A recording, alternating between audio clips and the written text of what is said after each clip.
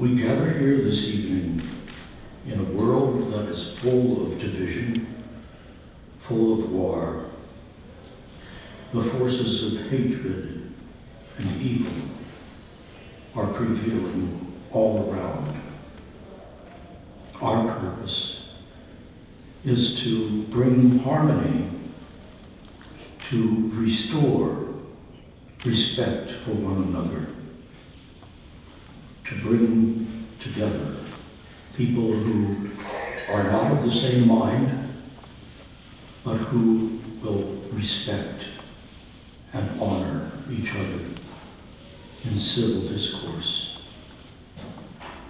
We ask your assistance to overcome the forces of evil, to both witness to the possibility of harmony and to exercise it day in and day out in our lives. We ask you to strengthen our resolve to make this world a place where faith is honored, where faith is respected, where faith is practiced freely. We ask all of these things as we give praise and honor to you forever and ever.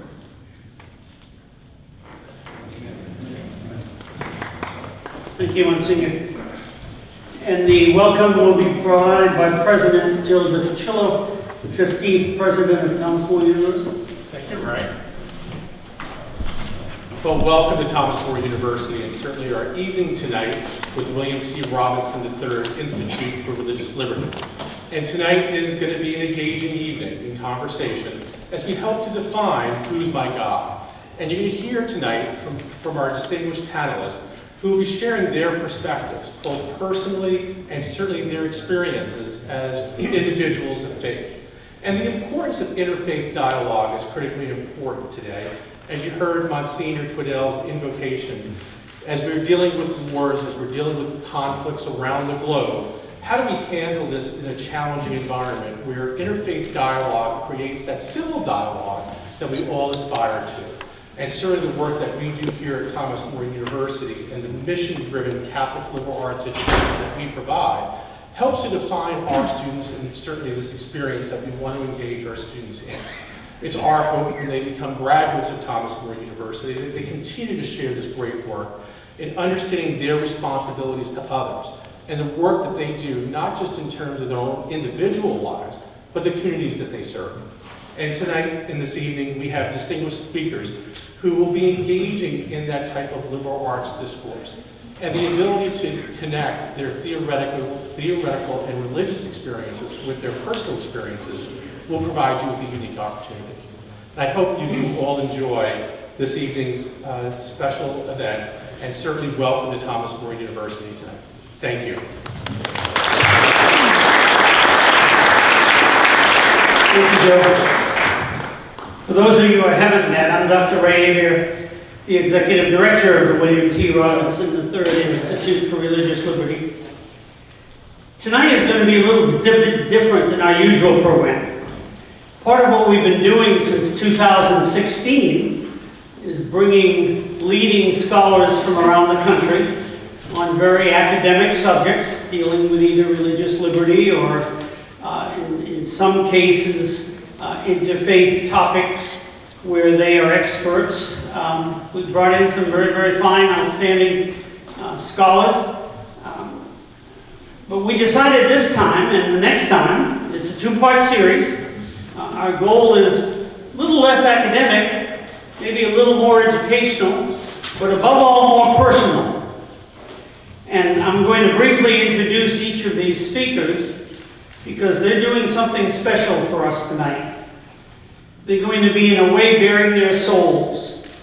The topic is, who is my God?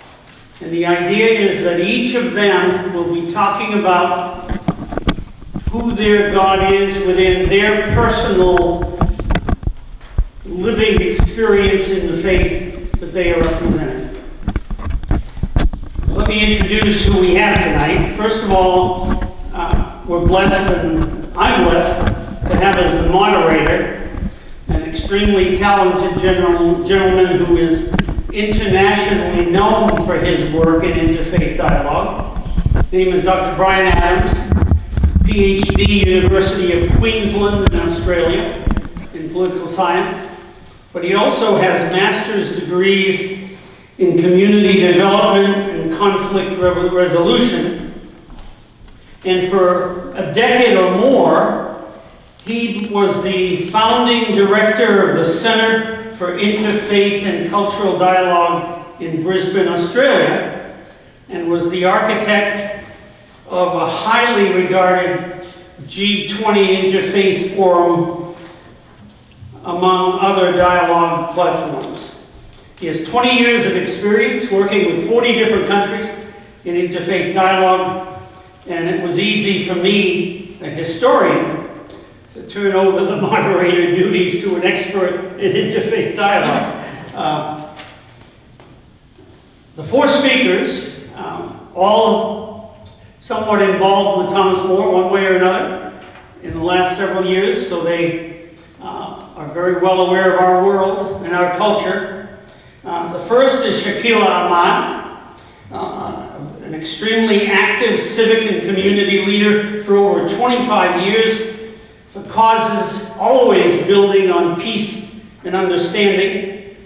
She served as the chair and president of the Islamic Center of Greater Cincinnati, the first woman to ever serve in such a capacity at such an institution anywhere in the country. Brett Greenhalgh is a lifelong member of the Church of Jesus Christ of Latter-day Saints. Brett was one of the original gentlemen with Bill Robinson who founded the Institute for Religious Liberty in 2016. He and his wife Janice are particularly active in working with the youth in their local church. And many of you may be aware there is a Church of Jesus Christ of Latter-day Saints on Buttermilk Pike. Rabbi Gary Zola, Ph.D., is the Executive Director Emeritus of the Jacob Rader Marcus Center of the Jewish American Archives and the Edward M. Ackerman Family Distinguished Professor of the American Jewish Experience and Reformed Jewish History at Hebrew Union, where he's been involved for 40 plus years. Another of the founders of the IRL back in 2016, Gary has been on my board, as has Brett, for that whole time, and I don't know what I would do without them. They've just been marvelous resources. Finally, last but not least, is our own Hannah Keegan, an adjunct professor of theology here at Thomas More. After her theological training at the John Paul II Institute in Washington, D.C., much of her work is about the relationship between faith and reason.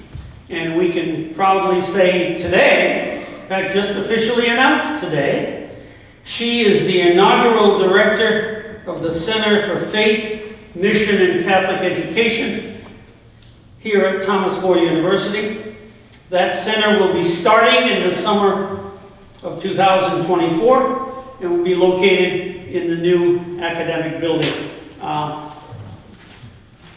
We look forward to hearing from many like you in the community in terms of what you think a center such as that should be involved in. But for us, faith, mission, and Catholic education.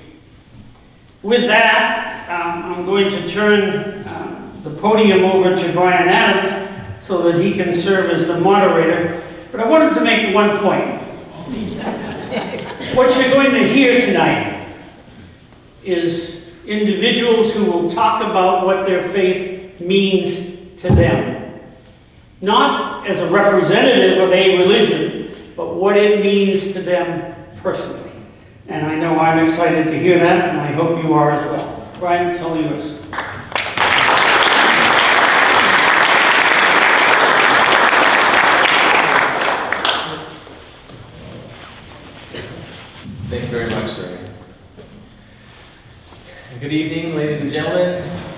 colleagues, brothers and sisters. It's wonderful to see you.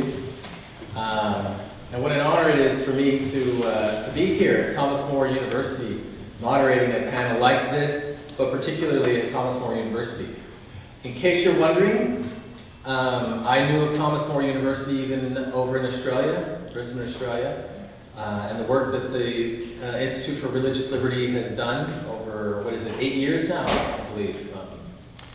And I have a great admiration and respect, bordering on almost a bromance for Rader and all that he has done here. So it really is a wonderful honor to be here.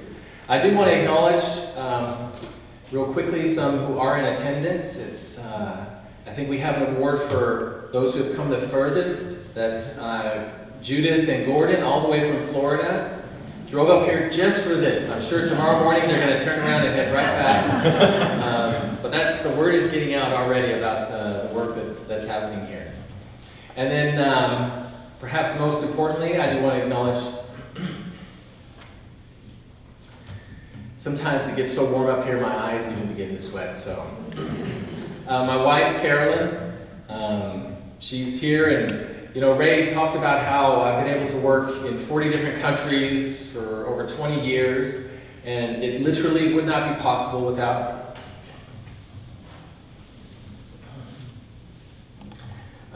her support. And the 5 beautiful kids we have are her fault, and so I don't want to miss that opportunity to acknowledge the contribution she makes to this great work that we're involved in.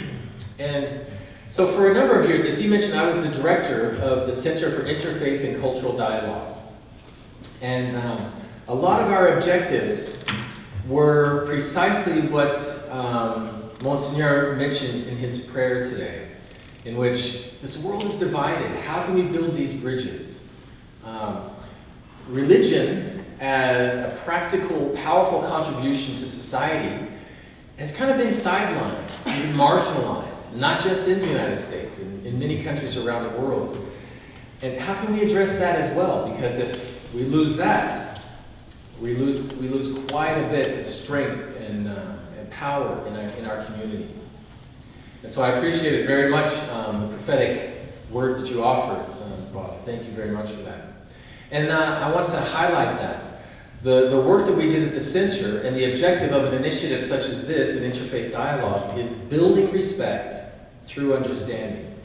Interfaith Dialogue isn't simply, let's sit here and talk to each other about our faith. The purpose of the process that is dialogue is to begin to build understanding that can lead to relationships, that can strengthen community, so that when any challenge comes along, and there are many, and there will be many more, we have the ability to work together to address them.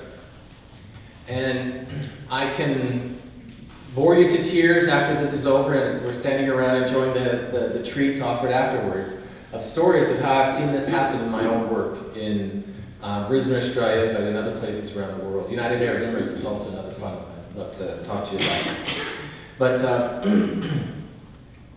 But something happened after a number of years. So over 10 years of doing this, I have to say I helped start a number of community groups. I facilitated well over 100 different dialogue events, created a number of platforms, international as well as national. But it wasn't until I'd probably been doing it for about 5 or 6 years that I realized what I was asking when I invited others to come and engage in a public presentation of their values, of their beliefs. And I feel a bit remiss that it took me that long to actually understand this. But I was asking people, could you please come and put yourself before a number of strangers and talk about what is most core to your being, your identity? Would you mind doing that, please? That's quite an audacious ask. And to their credit, many responded yes. One, because it was important for them, they wanted to share with others, but also they felt, if this is what it takes, for me to be able to contribute to building our society, to making us stronger as a people, then I'm willing to put that out there. And so I would invite you to join me in your appreciation, respect for those panelists that we have this evening who are willing to do just that. And not only that, they're pioneers in doing this work for the Institute. We haven't done this type of work previously. And so they really are willing to step forward. And so I just want to give you my deepest admiration and respect for doing that. Thank you very much.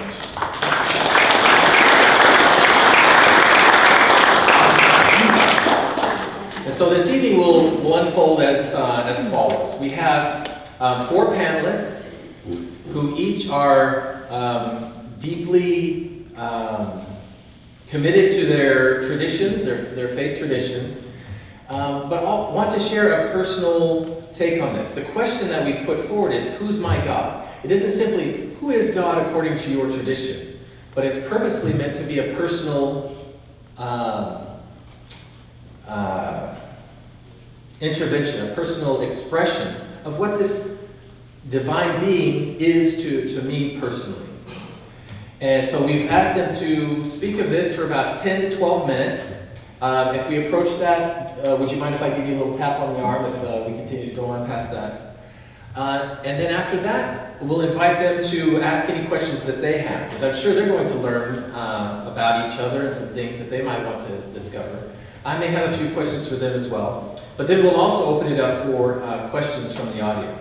Now, who is our assistant that will be handing out? John, back here, that has Andrew, yeah. And Andrew as well. Where's Andrew? Oh, there we go. So we have, they'll be, just raise your hand, they'll bring you a piece of paper and some form of writing utensil. And you'll be able to write that down, and then I'll collect those and try to kind of bring that together as questions we can ask this group. Do you feel good about proceeding in that way? Well, we will proceed as in this order. We've invited Rabbi Gary Zola to lead off. Following Rabbi Zola, we have Hannah Keegan, who will then be presenting to us, speaking to us. She'll be followed by Brett Greenhalgh, and then as we said in Australia, lucky last is Shakila Ahmad. Rabbi, welcome to the podium. Do it from here, wherever you feel most comfortable.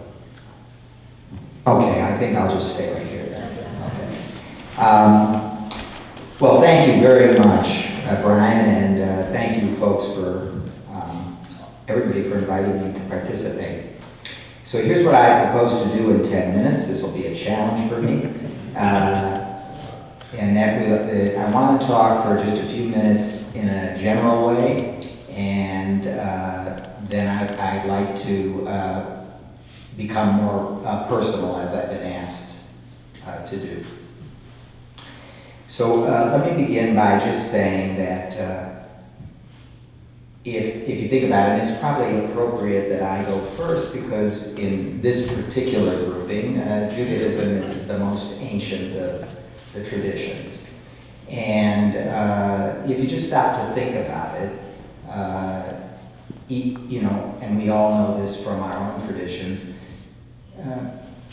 thoughts about God and what God is have constantly evolved over time. So think about, for example, what we read and learn in the Bible.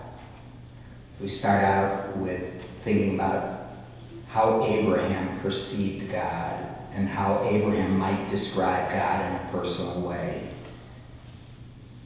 And then just go forward a little bit in the stories of the scriptures and think about Moses and how different Moses' perception of God would be from Abraham.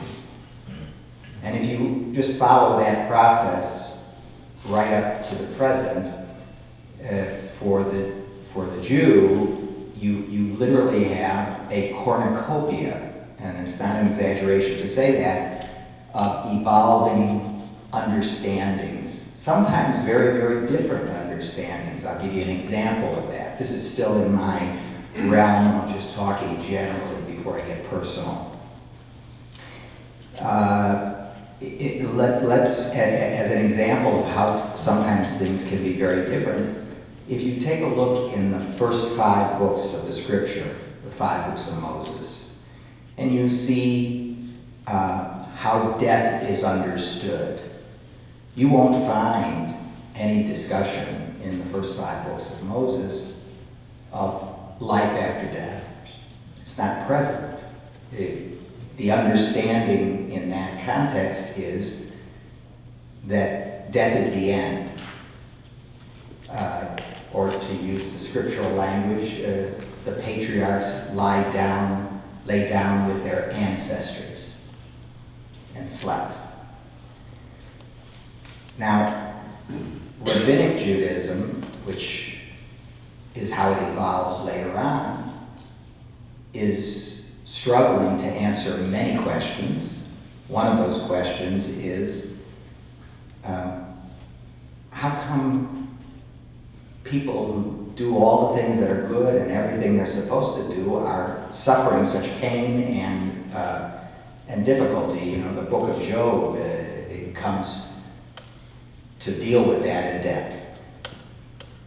So it's there that the idea of, well, the reward that comes to one is not necessarily a reward that comes in this world. It comes in a world to come. And so the rabbis of the rabbinic period, the ancient rabbis, that's where this idea is developed and where it evolves. Nothing you will find in the earlier scriptures. And I could go on and on, but we don't really have time for that. But my point here is that when one begins to think spiritually in Judaism, one really has a whole garden, literally, of ideas from which to choose, including the options of what we might call, to use philosophical terms, the transcendent God, meaning the concept that there is a God out there, away from us, apart, one who stands above us and who is outside of us, to what philosophers refer to as the immanent God, meaning something that is entirely within us, or within the world, within its interior, and not transcendent, and even a combination of both. So I lay that out because, and now I'm entering into my personal revelation, and that is, I knew none of this as a child. I was exposed growing up to none of these ideas. I was born to 2 parents who were both born Jewish, but we had no ritual in the house at all. I wouldn't say we were completely secularized, because as many of you know, and this is something that Shakila and I talk about, we have in Judaism this concept of peoplehood or culture. Judaism goes beyond just simply discussions of religious matter. It enters into the whole topic of culture. And so, you know, Yiddish words kind of popped up in my house from time to time. I wasn't able to really understand what they were until I became a rabbi, and because my mom mispronounced them so terribly, and so forth. I want to tell, I don't think I've ever told a story here that will illustrate how devoid of any knowledge I was. This is a true story, and I'm not just saying it because I'm here at Thomas More University. In kindergarten, my kindergarten teacher, Mrs. Small, did something that has been done to me numerous times because of my coloration. She noticed my, at that time, flaming bright red hair, faded somewhat, and she said to me, "Gary, are you a Catholic?" I guess she assumed I was Irish. And this has happened to me numerous times. And I said, "Yes." And for some reason, I don't know why, I was home later that afternoon playing. I can still see where it was. I was on the living room floor, and I don't know, came back to mind, and I said to my mom, "Mom, am I Catholic?" And this look came over her face, and she said, "Why do you ask?" And I said, "Well, Mrs. Small," that really was her name, "Mrs. Small asked me today if I was Catholic," and my mother said, "What did you say?" And I said, "Well, I said I was." And then I heard, "Don't you ever say you're Catholic, you're Jewish." Now, I didn't know what that meant. I just knew I had done something wrong. And so my introduction to Jewish life actually came when I began to be prepared for becoming a bar mitzvah. I had never gone to synagogue, I did not go to prayer, and what began to happen is there awoke within me, even as a child, 10, 11 years old, when I began this process, a keen interest that I could feel. My mother, when she picked me up from Hebrew school, would say, "How did you like Hebrew school?" And I was different from a lot of the kids because I said, "Well, I do, I like it. I like to learn the language." And I enjoyed hearing about it. I remember distinctly, my rabbi was a very brilliant man, a tremendously brilliant man, the rabbi of the synagogue where I was taken to become a bar mitzvah. And when he would speak in religious school to the children, I thought frequently, my gosh, this man knows more than my teachers. Knowledgeable, breadth of languages, spoke numerous languages, and so forth. So slowly I began to become involved in the synagogue, in youth work at the synagogue, summer camps, and this is where the awakening of my attachment to my Jewish community I began to perceive. Not so much, if you will, through the prayer experience, though I did enjoy it, and there was something comforting about it, but really through being with other Jews, which was sort of a unique experience for me, getting to be together and to understand sort of what we had in common because of this common history. And you'll find this very pertinent to the personal side of things, and then I'll draw to a conclusion, that many people, as I approached college and into college, would say, "Gary, you should become a rabbi. You'd be a great teacher."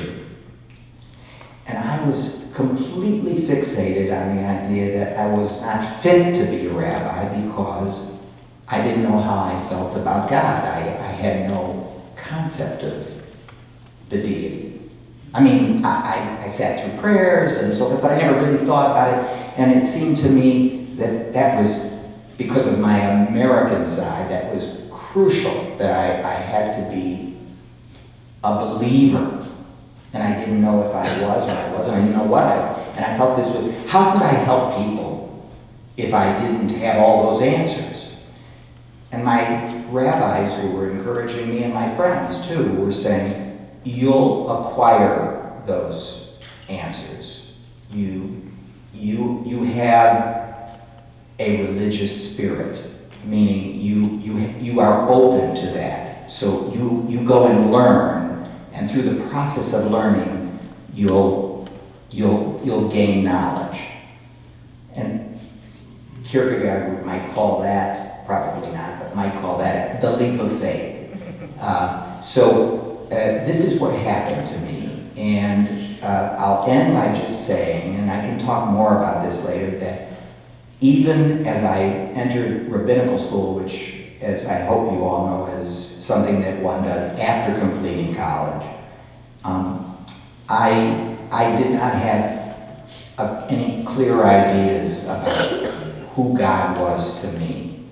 But what I did have was an openness to learning and to delving into this very rich history of the Jewish people and all the theological ideas that have come from the great thinkers of our past. And I bet that all of you will share this point of view, because if you're living, you just can't help but have this happen. And that is, all of our ideas about life and about the meaning of life continue to evolve as we age. And that's, of course, occurred to me as well. And this is why having this bouquet of teachings has been so valuable to me, because as time has gone on and as life has gone on and as we marry and have family and we grow older and we deal with our infirmities and our disappointments, this whole array of the past has become very important. I'll stop there, and if there's time or interest, I can talk about where I am now precisely and how I think about the topic of God, but I think I'll stop now because I've taken 13 minutes as opposed to 10. That's right. But as I told my colleagues, they all know already that it takes over 5 minutes just to take a breath. So, okay. You'll be sitting into your right. I think that's why he wanted to sit down, because he didn't want me to tap him on the shoulder. That was a very courageous presentation, particularly the joke there. That was quite a story. Hannah, the bars have been raised for you. Yeah, exactly. So, hello, I'm happy to be here with all of you and really grateful to hear the stories. We had dinner together beforehand, so it was a great opportunity to begin the conversation and to keep having it together with you. I'm just going to speak personally and not theologically, so if that's okay. And you can ask me questions later.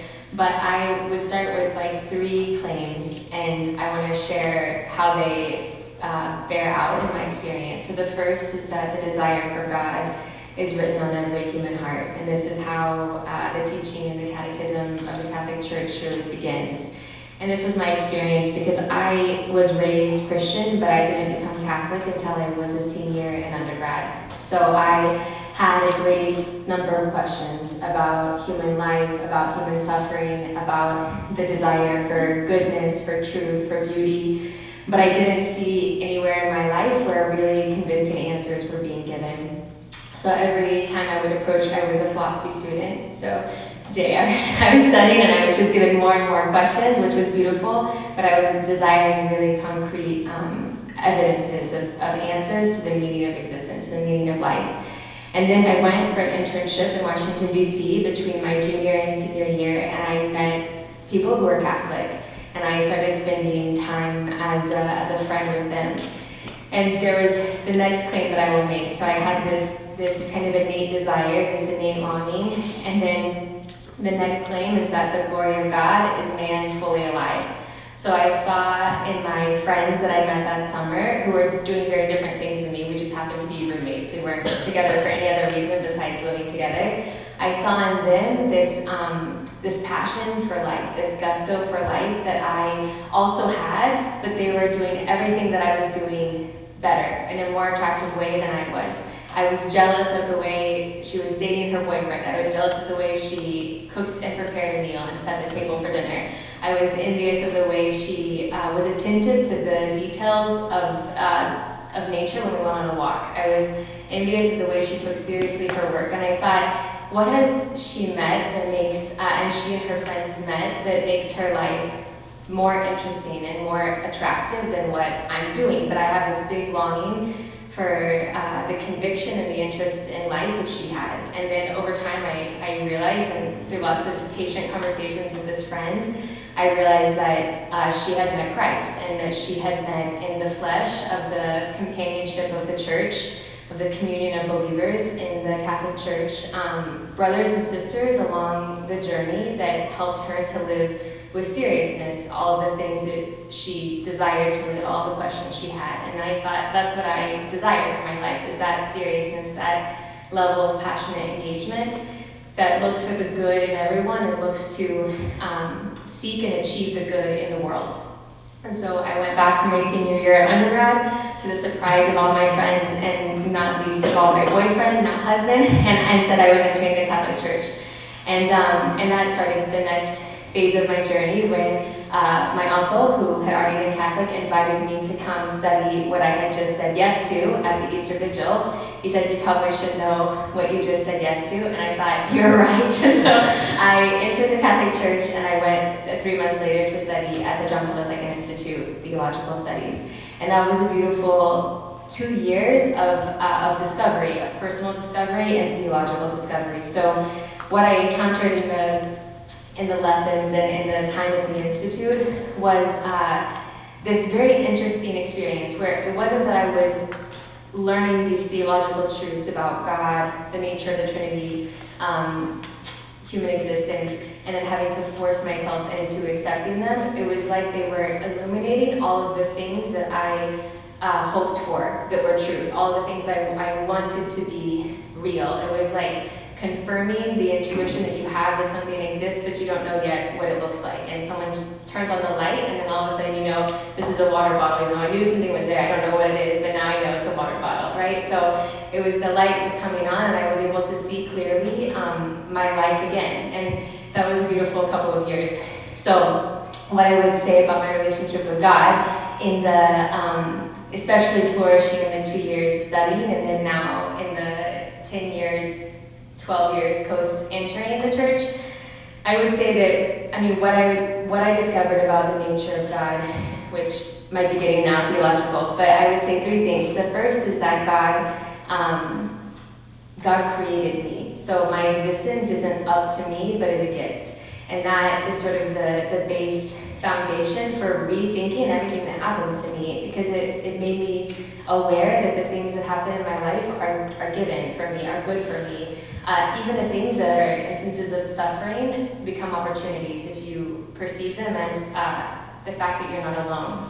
The second thing is that God is triune. He's the Father and the Son and the Holy Spirit. So 3 divine persons, 1 divine substance, right? The church, the Catholic Church, doesn't believe in 3 gods, 1 God. But in this experience of faith, it was an amazing revelation for me to go deep into what that means, that God is 3. Because he is an eternal event of giving and receiving of love within himself. So it occurred to me, because we say often that God is love. And I think it's true, because God loves us is what we think when I say that. When I said that before, I thought God is love means God loves me, which is true. God does love me and loves you.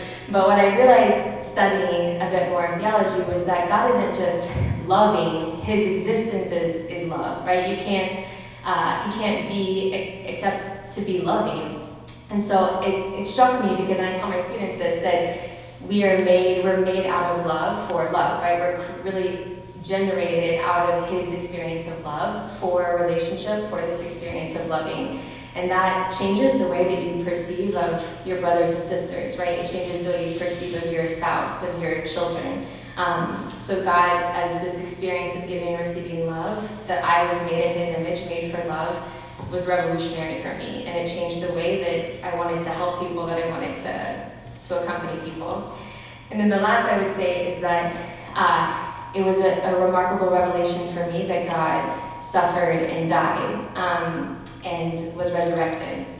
So in all of our lives, there's an abundance of suffering, I think. I'm sure I'm not alone in the experience of suffering in my family life or in my friends' lives. And it really was such a revelation to me to realize that all of the hardships or bad circumstances or instances of suffering don't fall outside of my relationship with God, but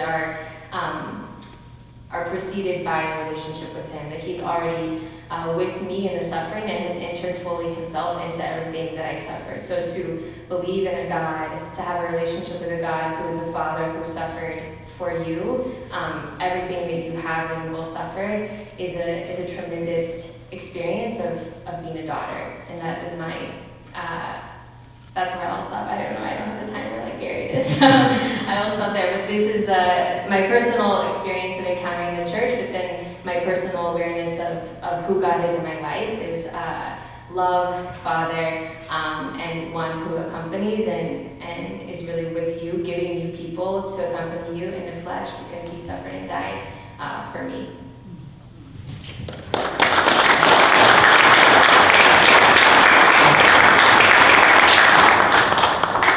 You made up for the time that Rabbi Zola went over.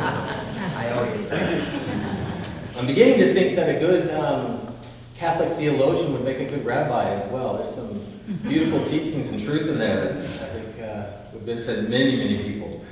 We're getting just a little bit of feedback on the microphones. Can we make sure that one's turned off just so the next presenter won't have that issue? Yeah, thank you very much. And speaking of the next presenter, I'd like to invite Brett Greenhalgh to come up to the podium.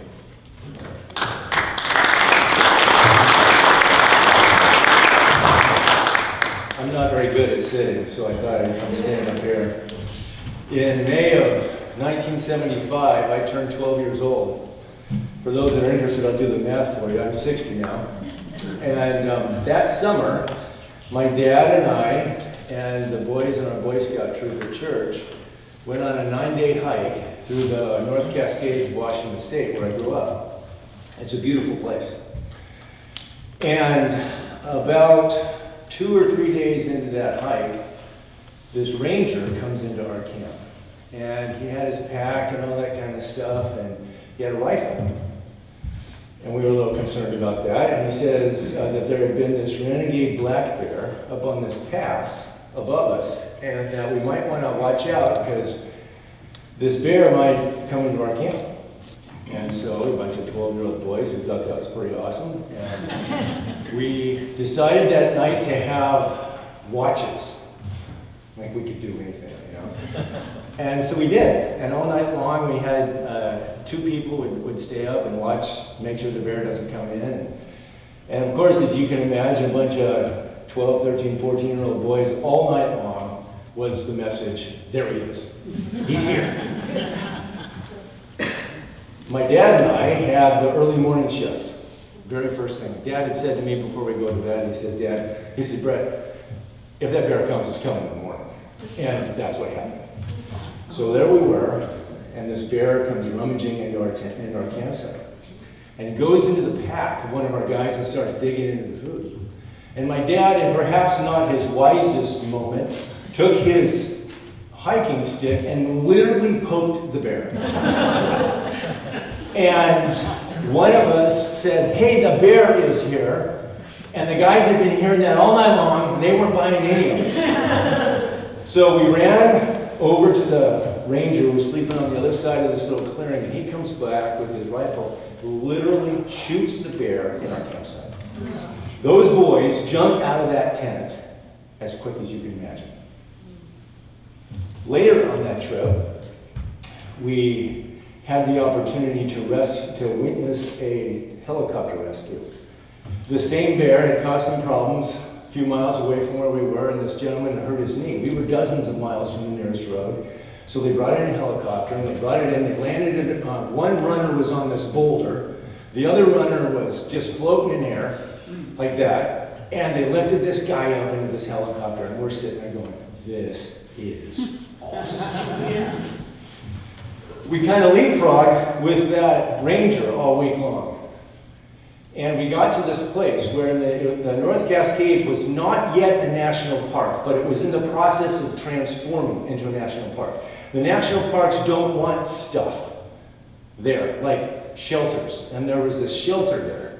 And the ranger had said to us, do you guys think you'd like to tear this shelter down? A bunch of teenage boys. Stupidest question ever. We got these things, and it was built out of these frames of these big logs, and had cedar shakes, and we were whacking that thing and wailing on it. We built these huge bonfires. It was like a scene from The Lord of the Flies, and we thought it was awesome. For a 12-year-old boy in 1975, it doesn't get much better than that. But let me tell you what the best part of that trip was. I sat in a grove of Douglas fir trees, which to this day are my absolute favorite trees. And if you've never been in a grove of Douglas fir trees, go to Washington State and do it. They are amazing.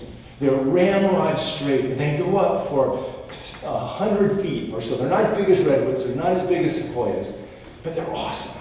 And their branches don't start until it's like 70 or 80 feet up. And we're sitting in this grove, and I'm just looking at these trees.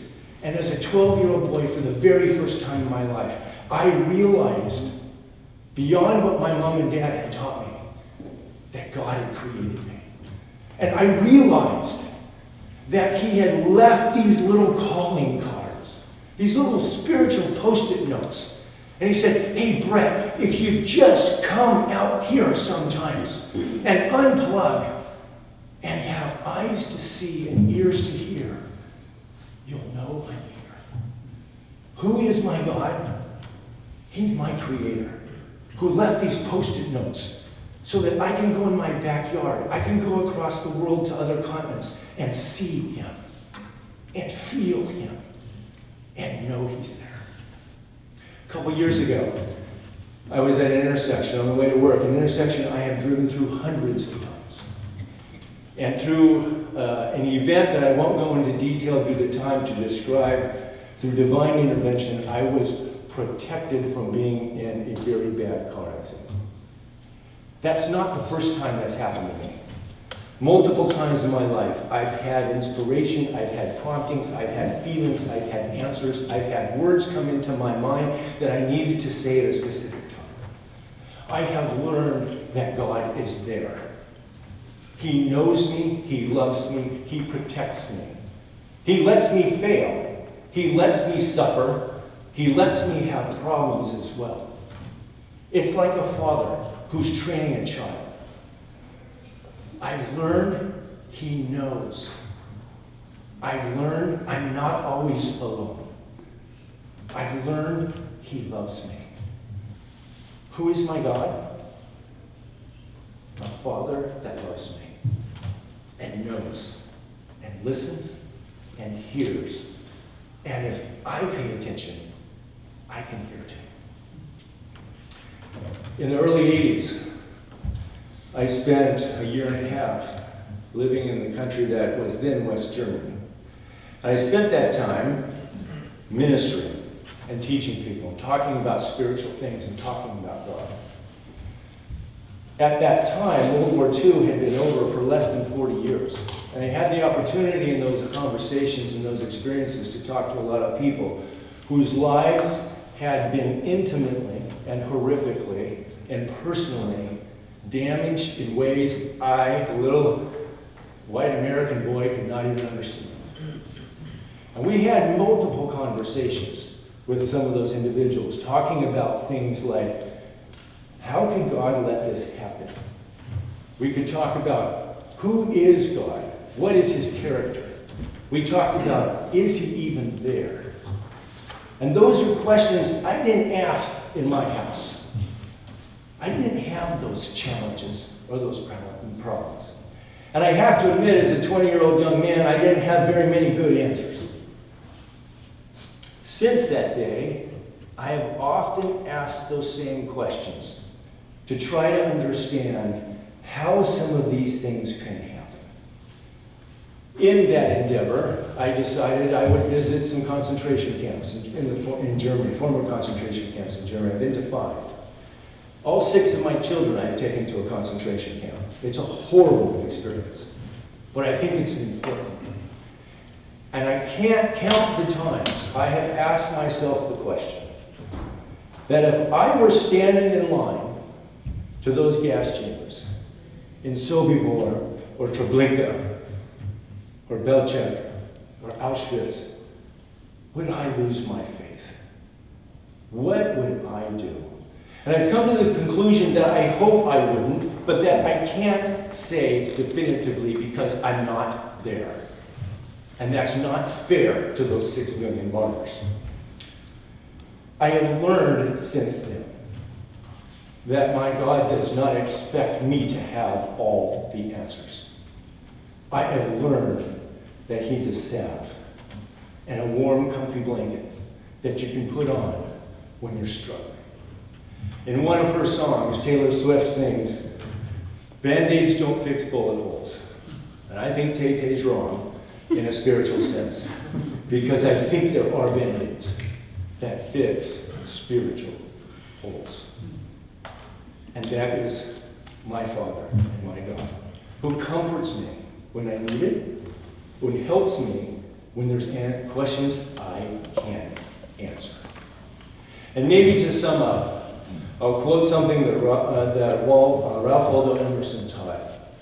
In 1838, he visited the Harvard Divinity School, and he taught the students there, or challenged them. When you teach that God is, not was. Teach that God speaks, not spake. That's the God I love. That's the one I know. And that's the one that helps me when things are tough. Thank you.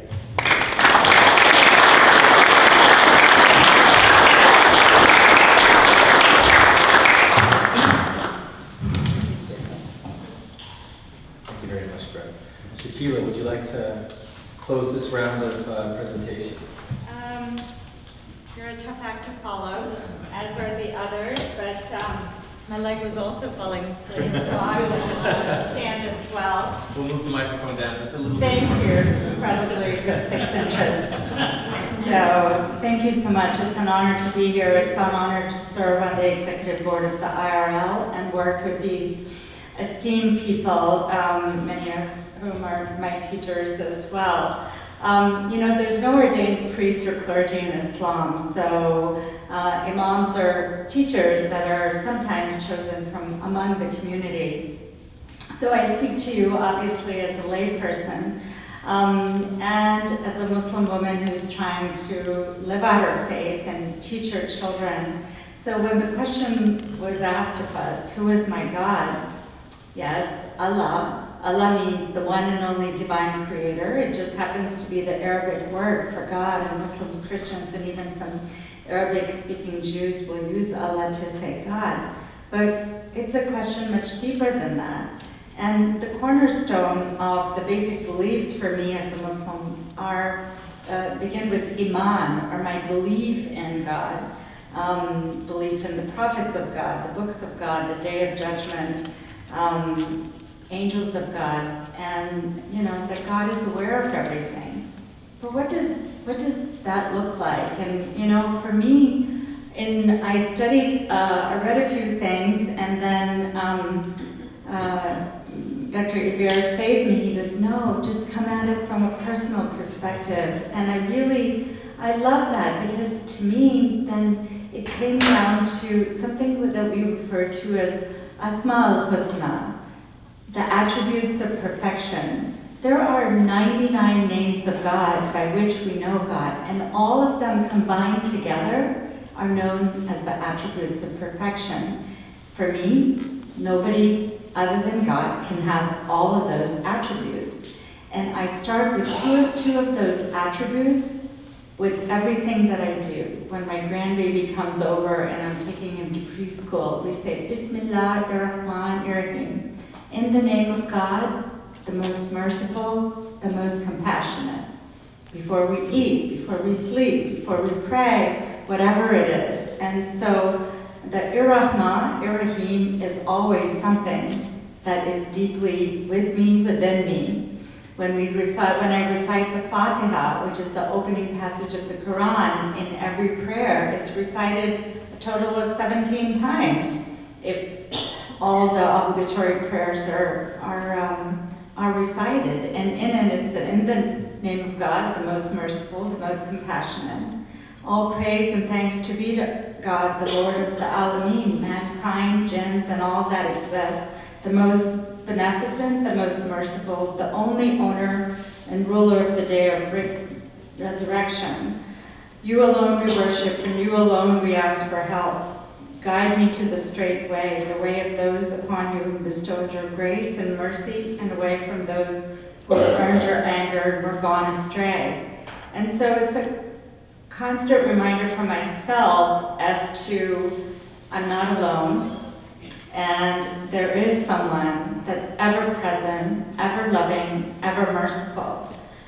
sometimes we forget that because not everyone experiences that love. And so I don't have time to go into it today, but I want to refer you to an article and a white paper that I read. It's called The Alchemy of Divine Love, How Our View of God Affects Our Faith and Our Happiness, including our mental health. And so, you know, the being that we understand, the experiences that we had, I thought it beautifully laid out all of those things for me, and it resonated with me very much, and I'd be happy to share a link with the others.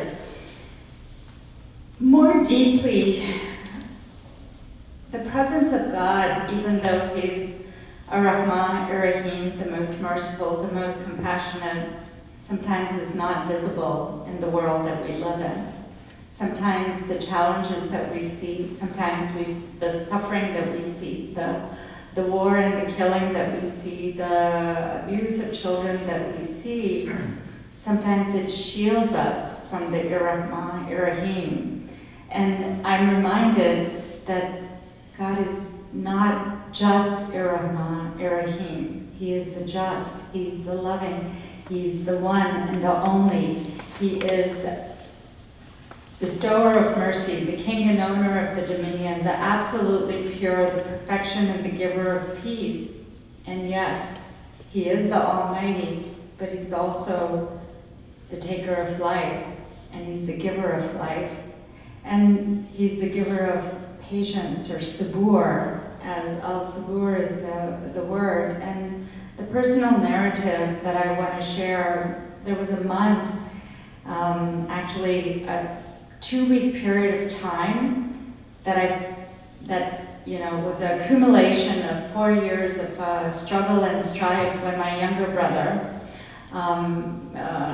was diagnosed with a rare neurological disease, and it was beyond our comprehension that there was no cure, there were no medicines, there was nothing that we could do even to keep up with this heinous disease. And so being sabur, one of the attributes of God, was a true test for myself, my parents in particular. I'm the eldest and he was the second.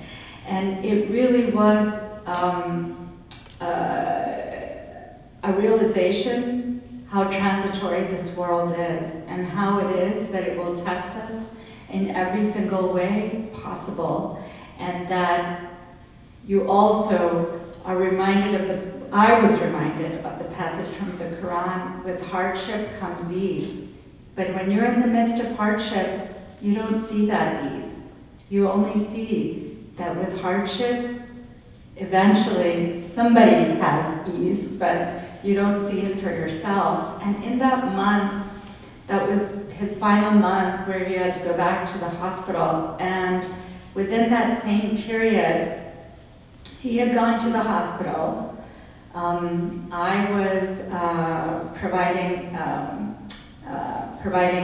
convocation, getting an honorary Ph.D. degree, which was always the dream of my father, a retired Ph.D. He said, "Go back to school and get your Ph.D." I'm like, "Oh, Dad, please," and life takes over. And it's terrible. What's the other Catholic university on the west side of town? Not St. Joseph, but no, not me. Xavier? No, that's terrible. They're going to kill me. They're going to take my degree back. But what happened is that one day I was bestowed on this gift, which was purely a gift, because it was the work, it wasn't something I had earned in the 5 years of study and so on and so forth. The next day, our grandchild was born.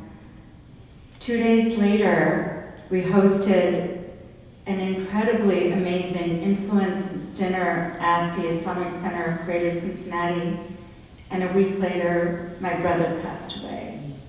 And so I was reminded in that 2-week period of time, all the transitions, all the challenges, and all the blessings that God bestows upon us while we go through this transitory period. And we believe that the eternal life is the ever-present life, but while you're going through all of those experiences, what is your source of love? What is your source of comfort? What is your source of faith? To me, it's al-husna, al-asma al-husna, the attributes of perfection, the most irrahman, irrahim. And it is those, I think, attributes that have allowed my parents.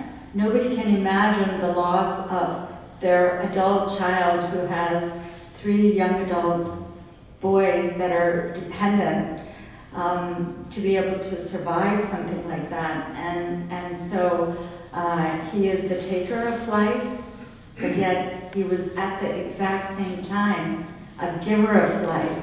And our little grandson, who's 4 now, was the source of survival for us as a family, for my parents, as great-grandparents now who had just lost their son, and for us to realize that it is much later that it is that we unite, but in the meantime, we rely on the mercy and the grace, the forgiveness, the love, the patience, the sabr, as we call it, of the Almighty, and for that I am ever grateful. And I want to close out with 2 things. I want to close out with, as the source of religion of Islam for me and other 1.9 billion Muslims, is number 1, the Quran, the words of God as revealed to Prophet Muhammad, and number 2 is the hadiths or the sayings of the Prophet Muhammad. How did he live his life? How did he practice his life? And one of the hadiths that is one of my absolute favorite, it says, Almighty says, whoever comes with a good deed will have the reward of 10 like it, and even more.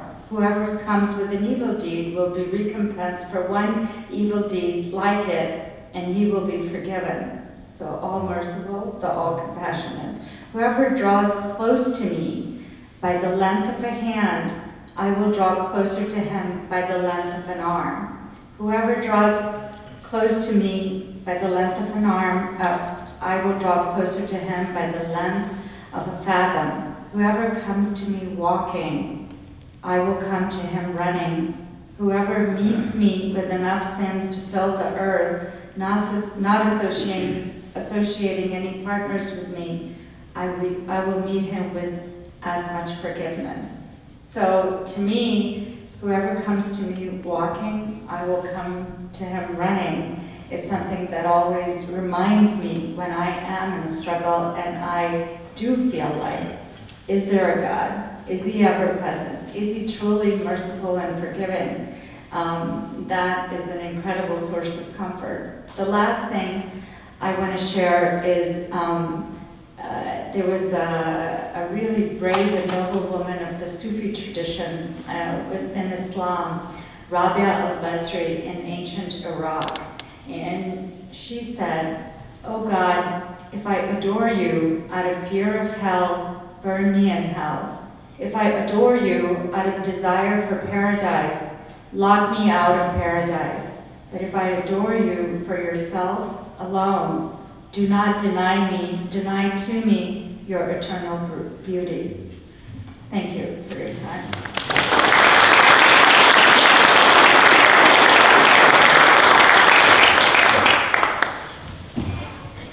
Fall off the edge here.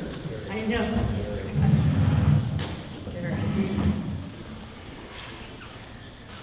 Like many things, there's opposition in events like this. The opposition that comes to mind right now to me is it's been wonderful, beautiful to listen to this and to sit at the feet of those with wisdom and conviction. But at the same time, we can't continue on doing this for the rest of the evening, unfortunately. And I am very grateful that you took the time, however little that we were able to allot you to speak with us about these things. One observation that came to mind as you were all speaking is this question, who's my God, actually almost was answered as, who am I? that the relationship and the understanding with the divine shaped their understanding of themselves. We have, for example, the Son, because God is the Father, the submissive one, the questioning one, the enlightened one. These are words that came up to me as each were presenting. And that's causing me to reflect on my own understanding of who God is to me and what that means I am as well. But moving on, I just want to invite each of you. Do you have any questions for one another? Any points that you wanted to clarify or that came to your mind? Well, I'd like to know where Gary is today. That's one of my questions. That's, Well, I would say that my own approach to God is, if I understood the three of you, is probably different than the three of you, in that I see and understand God as being within me and within nature and not external. And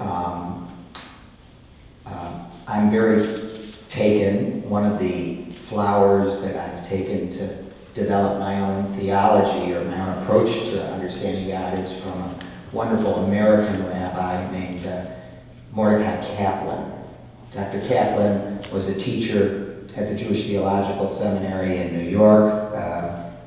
He lived to be 104, and I actually met him in my first year of rabbinical school, which takes place in Israel. We had to study in Israel for a whole year to master Hebrew, and he was about 100 at the time.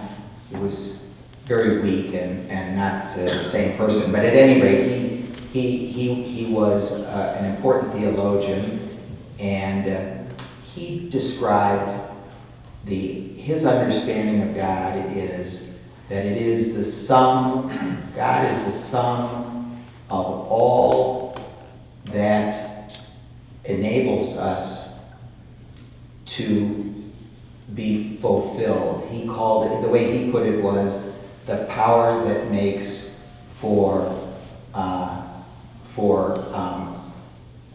redemption. That all that which is in us that enables us to achieve and to raise ourselves up beyond just the mundane. And that which feeds that for me is the history. That's what feeds that for me is certain deeds that what we call in Judaism mitzvot, or literally meaning commandment, but would say something that one takes upon oneself to raise ourselves up. So I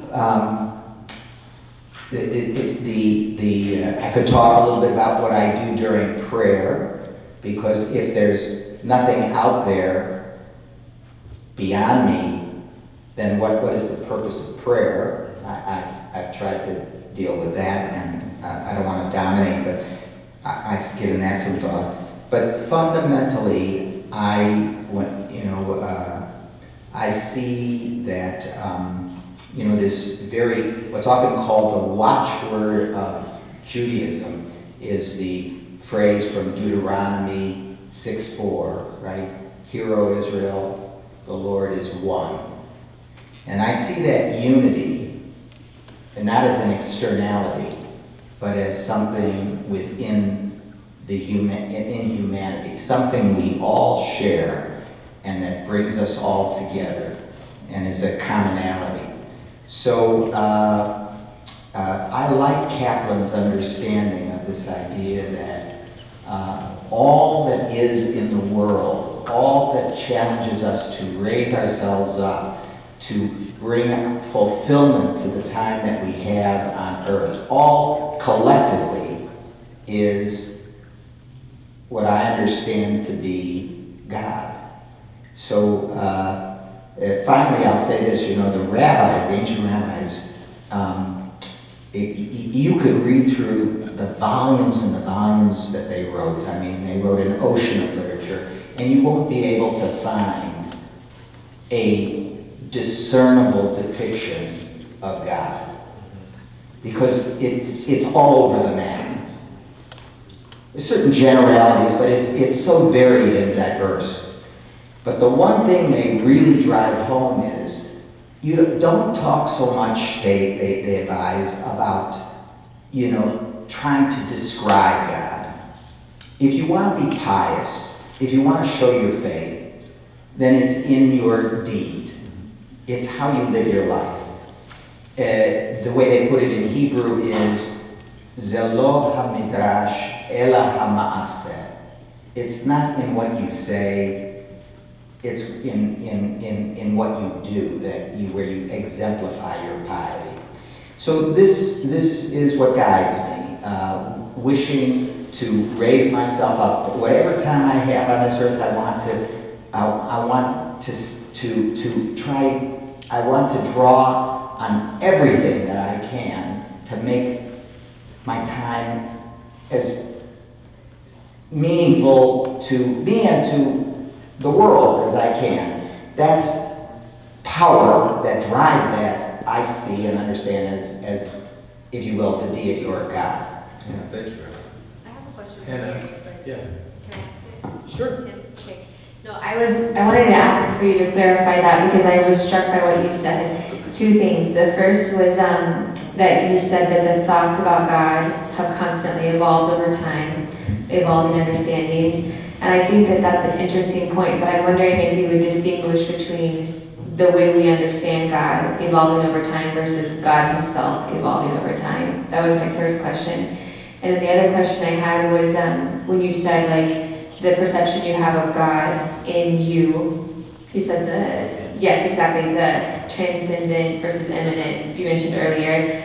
In your experience, and in Judaism, is it an either or? Because I would say for Catholicism, it's both, right? God is more intimate than I am to myself, right? Augustine would say. At the same time, he's totally other. So I was wanting to understand, because you were mentioning for your experience now, it's this immanent experience. But is that your personal experience of faith, or more of a teaching of Judaism that he's either immanent or transcendent? So the question you just asked is that if you take, all of you have heard the joke that right, if you have 3 Jews, you're going to have 4 opinions, right?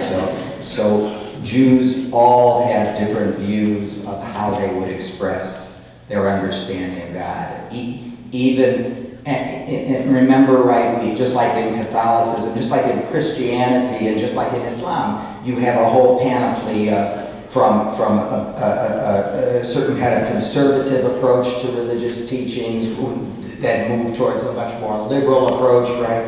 And this is true in Judaism. So if you had an Orthodox rabbi sitting here, that Orthodox rabbi would have a completely different description of God than I do.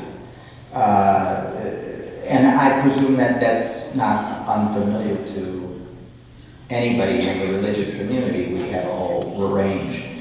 So if I'm answering your question, my view is just my view. But it's not just make-believe as a result of just whatever happens to be in my mind. It's as a result of studying the way Jews have taught about God. And again, I go back to even in the traditional teachings of Judaism, going back to the ancient rabbis, that's the heart of Jewish teaching. They are not interested in listening to people talk and describe how, the details of God. they're interested in what you do. They urge you to do the mitzvot. They urge you to do what they would say is what God wants you to do, and not so interested in having you, expatiate on how you see God and how God appears to you and so forth. And this is very often very difficult for other religious traditions to appreciate, because it's a very different thing. So, if, for example, if you ask a person, why do you go to pray 3 times a day, an Orthodox Jew? Why do you do that? And they'll say, because this is what God wants me to do. But if you say, well, could you describe God? How does God appear? Where does God live? They'll look often quizzically at you, like, what difference does that make? So it could be interesting to have 4 people of the same religious tradition up here answering this question, who's my God, and to see the even difference. Right, wouldn't you? I mean, if we could have 4 different Very Catholics, easily, right? very easily. And moving from a very traditional to a very liberal, you could have it in Islam as well. I think that's not, I would offer like Can an you grab the objection to that. So I would just say that, Am I on? I would say that even if you range an interpretation, and I have priests and scholars in the room who can correct me, please do. But I have the real authority. I think that even if you range from interpretations that span more conservative to more liberal, whatever those categories mean in our context, we have the creed, which is an objective. You're speaking within Catholicism. Yes, we have the Nicene Creed that you recite every Sunday at Mass.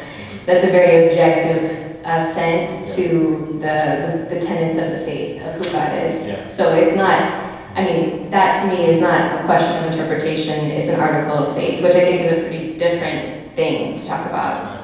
Right, that certainly. Would you mind if I peel away from this discussion? Yes. As much as I would love for it to continue on, just because we have about 15 minutes left for questions from participants before we adjourn and have our treats and an opportunity to talk one-on-one with each other. Do we have any questions submitted, John or Andrew? Not yet. You guys are welcome to raise your hand and ask for us to probably give you a pass. Students will come around and give you pens and paper. Are there any questions? I have some questions I could ask while you guys are thinking and working on yours. Yeah. All right, Tony, could you write that down? I have to write it down. Okay, I'll write it. This is anonymous. Anonymous, okay. Any others? Please raise your hand. We have one here. And John, I think right by you was, did you raise your hand as well? Oh, no. Don't scratch right now, because I'll see you moving and all right. While you're working on those questions, a question I have for you: why were you willing to participate in this evening? You can't say that Ray strong-armed you either. But what motivated you to be part of this? I would just start out by saying I think that my personal interpretation of God or belief in or faith has brought me great comfort and given me hope when there were maybe times when hope wasn't quite as available as it should have been. And I'm willing to share that because it's done good things for me and for my family.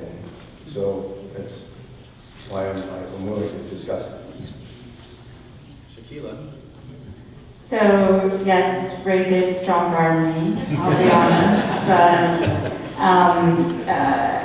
I think one of the, as I clearly said, I'm not a scholar, I'm not an ordained clergy of any sort, I'm not even a professor, and I apologize to Mount St. Joseph University that did give me my honorary degree for 25 years of work. So, but I agreed because I feel the topic is very relevant to me personally, more than just the one, very deep and personal story I shared. It's relevant to me in everyday life. And it is something that I think about. It is something that is a guiding principle for me. And it is something that I think is important for I, as a minority religion in America, to share with other people, because they have very sometimes profound and different and inaccurate concepts what God is to Islam and Muslims. So for all of those reasons, I agree. Anyone else want to take that? I've talked so. No, I agree, because I think God is real, and I think that there are no more important questions than the ones we are talking about together. And I'm very curious to know the stories and the answers of each of these three people. So I wanted to come anyway and hear from you. Thank you. So we have a couple questions, including Tony's anonymous one.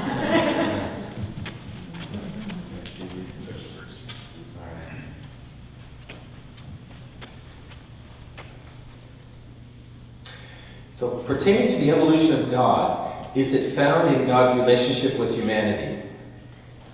It being evolution, the evolutionary relationship, I think is what... So pertaining to the evolution of God, is it found in God's relationship with humanity? So has his relationship with us evolved? Or maybe that's a word with much baggage. It's changed, it's developed. What do any of you think of that? I mean, I think it's a lot of it, how you interpret the question. And so, I mean, for me, God hasn't evolved. Mankind has evolved tremendously. God, to me, is ever present, consistent. The attributes of, that I talked about, as well as the 90 others, are ever present. But humanity, the world we live in, has evolved in so many ways. If we're not talking about evolution in terms of the historical context. So I think, and our understanding is ever evolving and ever changing, based on our life experiences and the proximity that we have to other people and understanding or not understanding them.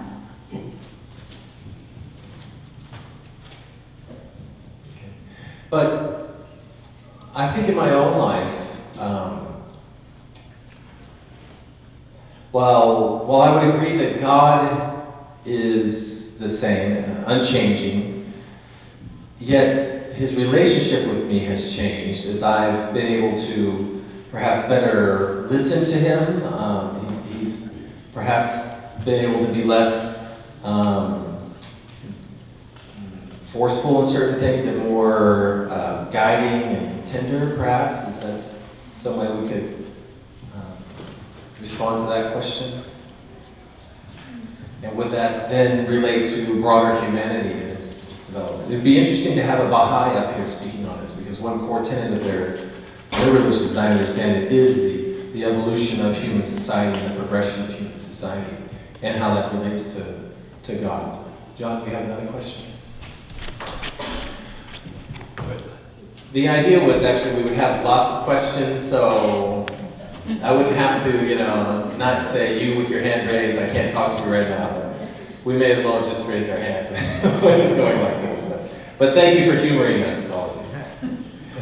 You all said God is love, and that, excuse me, do we have one? That's one of those on. It's a switch you flip. Okay. And that,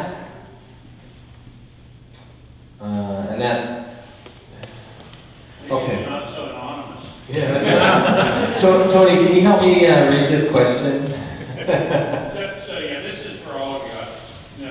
We all believe that God is love, and He's a special place of love, and that a parent's love for their child is reflective of God's love. that if my child comes in and does something wrong, I won't punish them eternally. And so how does your idea of faith allow for a hell? Am I I think, asking the right question? I think that's clear, yeah. I would think, like, I tell my wife this all the time, I say, I hope Hitler's in heaven. I have a chance of living again. Because God's going to love me, He's going to forgive me. I'll say something. Please jump on that. I'll say something potentially heretical. no, I think it's a beautiful question, but I think it's, Pope Francis just said something very provocative that was preceded by this theologian Balthazar that said that he has hope that hell is empty. And it's not to say that hell doesn't exist. But what I find fascinating about the Catholic Church is that we do canonize people and call them saints, right? And officially in the communion of saints. But we don't officially, and as far as I understand, would never officially say anyone is in hell. And that's really profound because it doesn't erase the possibility of hell or the reality of hell. But hell, as I understand it, is not simply a punishment. It's the separation from God. But I'm the one who separates myself from God. He doesn't ever desire to be separated from me. So it's in my own freedom that I desire to be away from Him. And so hell is that I put myself there, not that He says you go there. So C.S. Lewis says hell is locked from the inside, right? Not that I was put there, you're punished, but that through my choices of freely separating myself from Him, I desire more to be there than with Him. Because heaven for me would be misery if I desire to not be with Him. So hell is not, I think, for Catholicism, fire and brimstone, it's a place that I have put myself through a continual separation in my life from Him. But I think that the idea of punishment, like you said, doesn't jive perfectly with even the idea of hell as I understand it.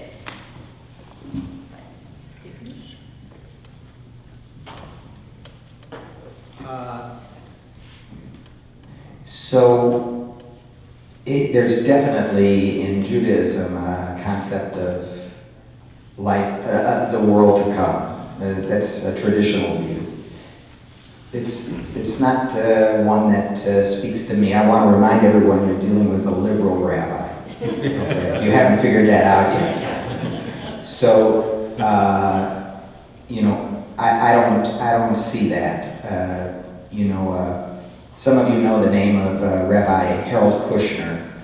He's the man who wrote this wonderful, very popular book, When Bad Things Happen to Good People. He's trying to come to grips with what's called theodicy, the problem of when bad things happen to good people, which, most of us would like to think we're good people, but bad things always happen, and what's the meaning of that? He says in another volume that he's written, which is not as well known, but worth reading, where he tries to understand how to deal with God in the world. He says that if you live your life, if you're able to live your life fully and completely, and to raise yourself up and to actualize as much of your potential as a human being, if you're able to do that, then you don't need to think so much about what's happening on the other side of life. This is his idea. It's very appealing to me, meaning the idea of living in heaven, or God forbid, living in hell for eternity is not a concept that speaks to me personally. And there are Jews who give some thought to that, but even then, for the Jew, you don't pass. Those Orthodox Jews who think this way, you don't pass immediately from this life into a world to come. you have Jews, they're waiting for the Messiah to come, right? And when the Messiah comes, then there'll be resurrection.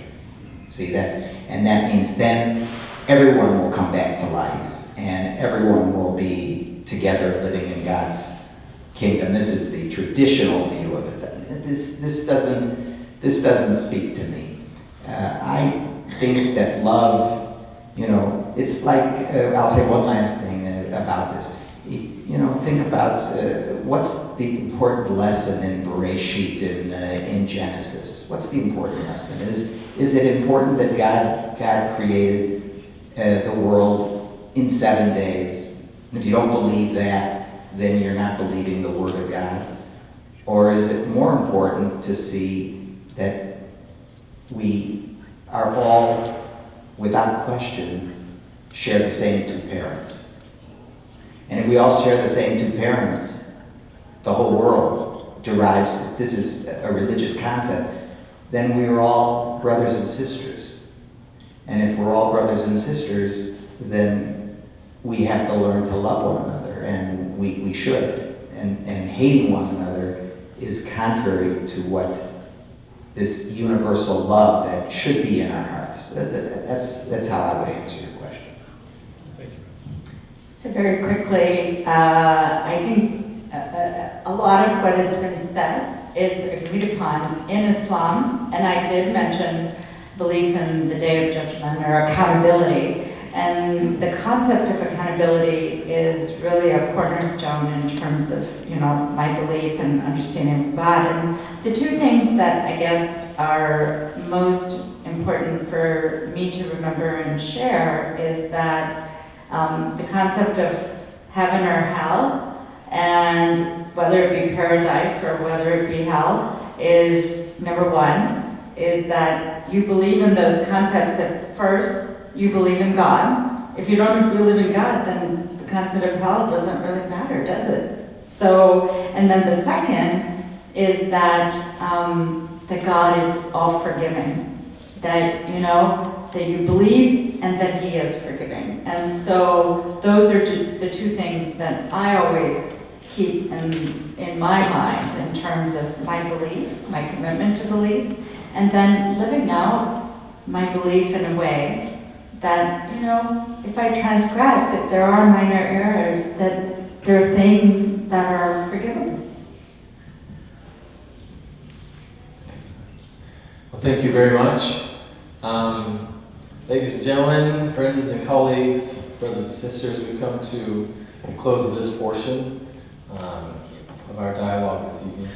Would you please thank our participants?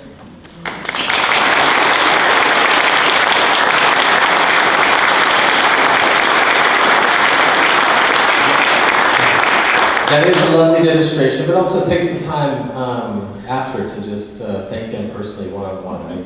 Again, I can't overemphasize how much I appreciate your willingness to share with us and to be open to these questions and this time together. So thank you very, very much.